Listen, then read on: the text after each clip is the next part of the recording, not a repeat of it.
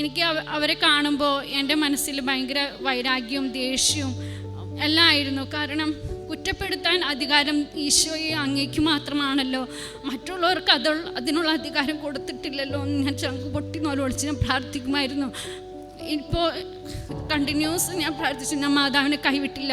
മാതാവെ എനിക്ക് വേണം, മാതാവിനെ ഈശോയെ എനിക്ക് വേണം, ഞാൻ വിടില്ല. ഞാൻ കണ്ടിന്യൂസ് പ്രാർത്ഥിച്ചുകൊണ്ടിരുന്നു. ഇപ്പോൾ എനിക്ക് അവർക്ക് വേണ്ടി പ്രാർത്ഥിക്കാനും എൻ്റെ പ്രാർത്ഥനകൾ മറ്റുള്ളവർക്ക് വേണ്ടി നിയോഗം വെച്ച് പ്രാർത്ഥിക്കാനും എന്നെ വേദനിപ്പിച്ചവർക്ക് വേണ്ടി ഞാൻ ഒരു നന്മ നിറഞ്ഞ മറിയമേയും ഒരു ത്രിത്വസ്തുതി ഞാൻ എല്ലാ ദിവസവും രാത്രി ചൊല്ലുമായിരുന്നു. എൻ്റെ പേര് ആൻസി, ഞാൻ ഇളവൂരിൽ നിന്നാണ് വരുന്നത്.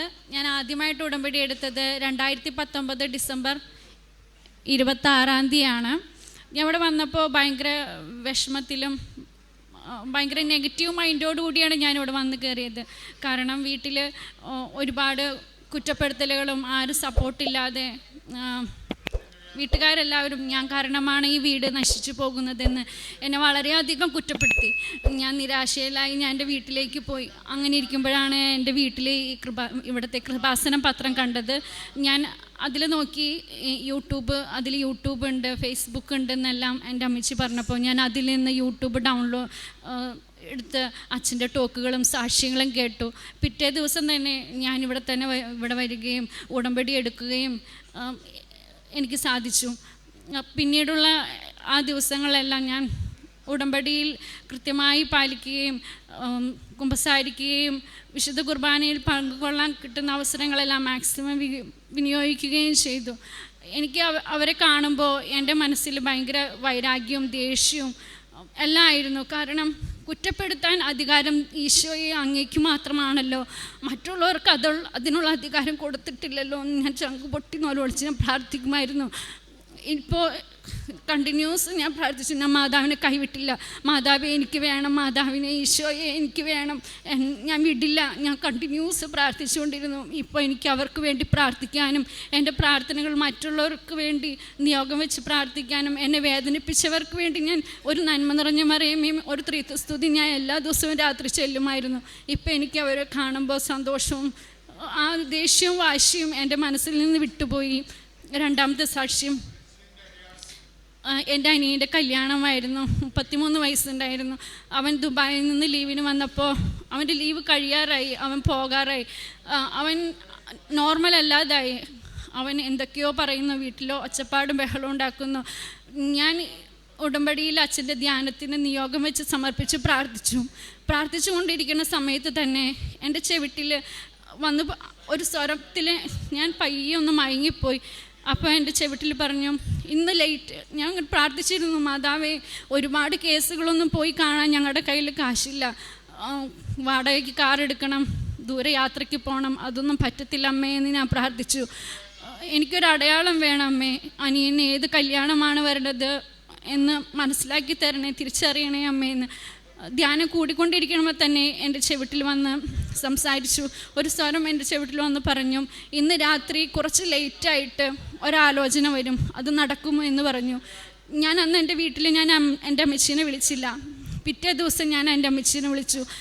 വല്ല കോളും വന്നോ ചോദിച്ചപ്പോൾ പറഞ്ഞു, 8:30 കഴിഞ്ഞപ്പോൾ ഒരാലോചന വന്നു, അവരിങ്ങോട്ട് വിളിച്ച് ചോദിച്ചതാണെന്ന് പറഞ്ഞു. ഇന്ന് ആ കല്യാണം കഴിഞ്ഞ് അവർ സുഖമായിട്ട് ജീവിക്കുന്നു. ഞാൻ ഒട്ടും പ്രതീക്ഷിച്ചില്ല ഇങ്ങനെ ഒരു അനുഗ്രഹം, ഇങ്ങനെ ഒരു അടയാളം, അത് ഒട്ടും പ്രതീക്ഷിക്കാതെ തന്നെ എനിക്ക് ലഭിക്കുമെന്ന്. മാതാവിന് ഈ അനുഗ്രഹത്തിന് ഒരുപാട് നന്ദി പറയുന്നു. മൂന്നാമത്തെ സാക്ഷ്യം, എൻ്റെ ഹസ്ബൻഡിന് പുറത്ത് ജോലിക്ക് പോകാൻ വലിയ ആഗ്രഹമായിരുന്നു, പുറത്ത് പോയി ജോലി ചെയ്യണമെന്നുള്ളത്. ഹസ്ബൻഡിന് 40 വയസ്സായതുകൊണ്ട് IELTS സ്കോർ കൂടുതൽ വേണം. അപ്പോൾ ഞാനൊരു നേഴ്സാണ്, എന്നെ നിർബന്ധിച്ചു. ഞാൻ പറഞ്ഞു ഞാൻ എഴുതില്ല, എനിക്കത് ആലോചിക്കാനുള്ള ഇതുപോലും ഇല്ല. ഞാൻ 2012 നേഴ്സിംഗ് കഴിഞ്ഞതാണ്. എല്ലാവരും എന്നെ നിർബന്ധിച്ചു, ഞാൻ എഴുതില്ല, എനിക്കത് ആലോചിക്കാനേ വയ്യ. എങ്കിലും ഞാൻ ഉടമ്പടിയിൽ വെച്ചത് എൻ്റെ ഹസ്ബൻഡ് IELTS എക്സാം എഴുതാൻ വേണ്ടിയിട്ടായിരുന്നു. പക്ഷേ എന്താണെന്നറിയത്തില്ല, ഞാൻ ഉടമ്പടി കഴിഞ്ഞ് വീടെത്തിയപ്പോൾ IELTS എന്താണെന്ന് ഞാൻ അറിയാതെ പഠിക്കാൻ തുടങ്ങി.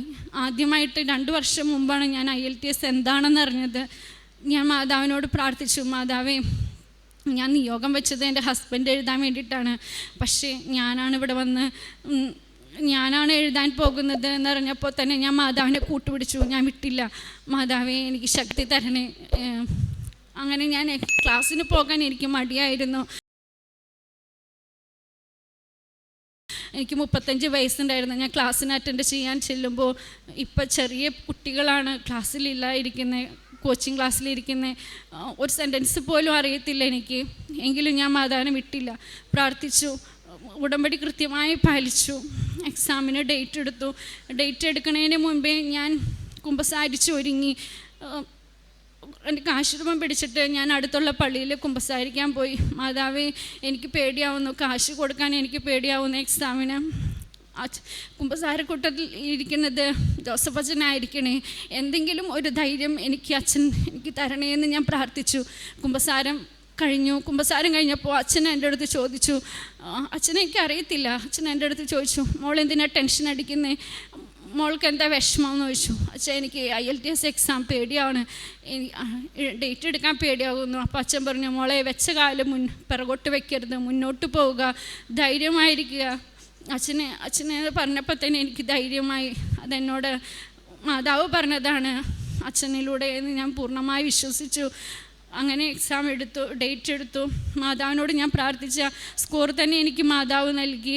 ലാസ്റ്റ് IELTS ഇൻ്റർവ്യൂ അറ്റൻഡ് ചെയ്യാനായിട്ട് ഇംഗ്ലീഷ് അറിയത്തില്ല, ഓപ്പൺ ഇൻ്റർവ്യൂ ആയിരുന്നു. 4 ഇൻ്റർവ്യൂ ഫെയിലായി. 4 ഇൻ്റർവ്യൂ അറ്റൻഡ് ചെയ്തിട്ടും കിട്ടാതെ ആയപ്പോൾ ദൈവമേ ഞാൻ എന്ത് ചെയ്യും, എനിക്ക് അവർ ചോദിക്കുന്ന ക്വസ്റ്റ്യൻ മനസ്സിലാവുന്നില്ല, അവരോട് സംസാരിക്കാൻ എനിക്ക് കിട്ടുന്നില്ല. വീണ്ടും ഞാൻ ഇവിടെ വന്നു, മാതാവേ കൈവിടരുതേ. ഞാൻ ഉടമ്പടി എടുത്ത് ഞാൻ അച്ഛനെ കാണാൻ ടോക്കൺ എടുത്തു. അച്ഛൻ എൻ്റെ അടുത്തുനിന്ന് മെസ്സേജ് വാങ്ങാൻ ഞാൻ വന്നു. അച്ഛൻ്റെ അടുത്ത് പറഞ്ഞു, നിൻ്റെ നിയോഗം എന്താണെന്ന് ചോദിച്ചു. ഞാൻ പറഞ്ഞു, അച്ഛൻ എനിക്ക് ഇൻ്റർവ്യൂ ഒന്നും പറയാൻ കിട്ടുന്നില്ല, ഇംഗ്ലീഷൊന്നും കിട്ടുന്നില്ല. അച്ഛൻ പറഞ്ഞു, അച്ഛൻ ആ നിയോഗം ഞാൻ വെച്ചു. പിന്നെ ഞാനും എൻ്റെ കുടുംബവും ഒന്നിച്ച് കല്യാണം കഴിഞ്ഞിട്ട് ഇപ്പോൾ 10 വർഷമാകാൻ പോകുന്നു. ഞങ്ങളാകെ 1.5 വർഷം ഒന്നിച്ച് ജീവിച്ചിട്ടുള്ളൂ. ഹസ്ബൻഡ് പുറത്താണ് ജോലി. അപ്പോൾ ഞാൻ ആ നിയോഗം കൂടിയും അച്ഛൻ്റെ അടുത്ത് പറഞ്ഞു. അച്ഛൻ എനിക്ക് മാതാവിൻ്റെ കയ്യിൽ നിന്ന് മെസ്സേജ് തന്നു, 14 മാസമാണ് കാണിക്കുന്നത്, നീ ഉടമ്പടി ഒട്ടും ലംഘിക്കരുതെന്ന് പറഞ്ഞു. ഞാൻ കൃത്യമായി ഉടമ്പടി പാലിച്ചു. എനിക്ക് ഇൻ്റർവ്യൂ 4-ാം മാസം തന്നെ കിട്ടി. ഈ മാസം 19-ാം തീയതി എനിക്ക് ടിക്കറ്റ് എടുത്തു. UK പോകാനുള്ള അനുഗ്രഹം തന്നു. ഇതെൻ്റെ കഴിവ് കൊണ്ടല്ല, എനിക്കിത് മാതാവ് നൽകിയതാണ്. ഞാൻ വിടില്ല. ഞാൻ എത്ര വേദന വന്നാലും ഞാൻ വിടില്ല അമ്മേനെ, ഈശോയെ ഞാൻ വിടില്ല. ഞാൻ അമ്മയ്ക്കും ഈശോയ്ക്കും 1000 നന്ദി പറയുന്നു. ഈ അൾത്താരയിൽ നിൽക്കാന്നുള്ളത് എൻ്റെ ഒരു സ്വപ്നമായിരുന്നു. ഇത്രയും വലിയ അനുഗ്രഹം നൽകിയ അമ്മയ്ക്ക് നന്ദി പറയുന്നു. അടുത്ത സാക്ഷ്യം എന്ന് പറയുന്നത് എൻ്റെ ഹസ്ബൻഡിൻ്റെയും ഞങ്ങളുടെയും ഹസ്ബൻഡിൻ്റെ ചേട്ടൻ്റെയും വീട് ഒന്നിച്ചായിരുന്നു പെരക്കല്ലിട്ടത്. അപ്പോൾ ഒന്നിച്ച് തന്നെ വീട് വെഞ്ചിരിപ്പും നടത്തണമെന്നായിരുന്നു എൻ്റെ ആഗ്രഹം. ഞങ്ങൾക്കതിനുള്ള സാമ്പത്തികത ഒന്നും ഉണ്ടായിരുന്നില്ല. എങ്കിലും മാതാവിനോട് ഞാൻ പ്രാർത്ഥിച്ചു, മാതാവേ ലോണൊന്നും വാങ്ങാതെ പണി പൂർത്തിയാക്കുവാൻ അമ്മ ഞങ്ങളെ സഹായിക്കണേ.